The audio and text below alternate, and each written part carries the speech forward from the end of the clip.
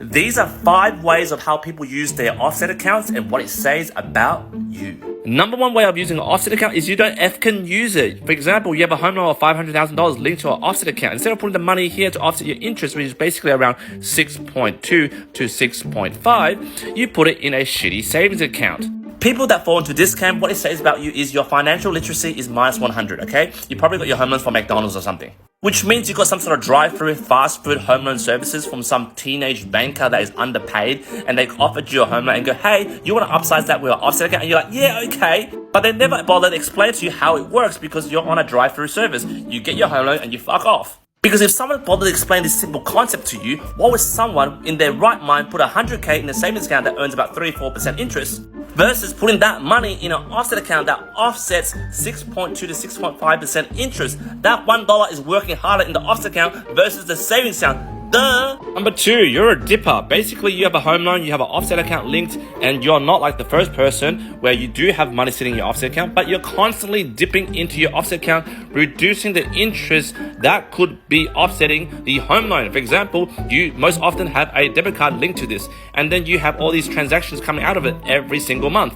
People that fall into this camp are compulsive spenders. I mean, you like the idea of having money in your offset account. You're like, yeah, you know, I am offsetting my interest. But every day, every week, every month, you're freaking using the money, dipping it out. The money in the offset account is to offset the interest of your home loan. You having an offset account is meaningless in this concept because you're always dipping into it. You might as well copy old mates over here. I mean, at least put it in the savings account where you're earning some sort of interest and you're not touching it, right?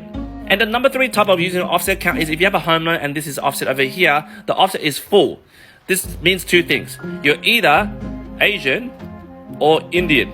That's it. I mean, your home loan is fully offset. You don't even pay any interest on it, only the principal. Or if it's an investment property, no repayments at all because your mum sending money is here. Your grandma's stash of money is here, so Centrelink doesn't find out. It's all fully parked here. And if you fall into this camp, it means you're very frugal with your money, you're very smart with your money, and you're outside the box. And if you are not Asian and Indian, and you do this strategy, it only means one thing. You're Lebo. All the bloody cousins' drug money's over here.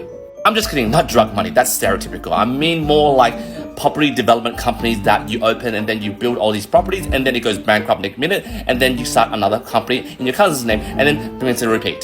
Number 4 way of using an offset account is that you're a die-hard barefoot investor fan, right? You have a home loan, $500,000, and you have like 9 to 10 offset accounts linked to this account. What it says about you is you're very financially literate and you are proud about that, right? So if you meet anyone that has less than 4 to 5 offset accounts, they are beneath you. Sadly, you guys are usually very broke because you're risk averse and because of analysis paralysis, you don't do anything except have a lot of offset accounts.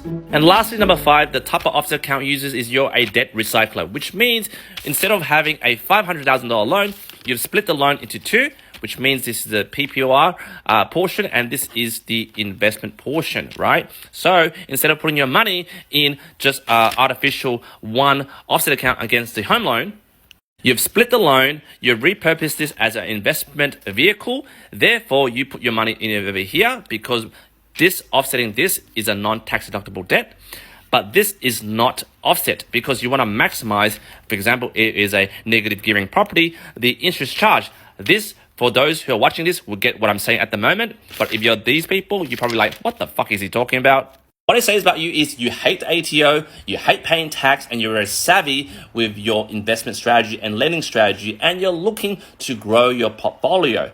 Therefore, most likely out of the 5 camp of people to be the one that retires comfortably because you know how to grow a property portfolio through holistic lending. Jump in the comments, which category do you fall under?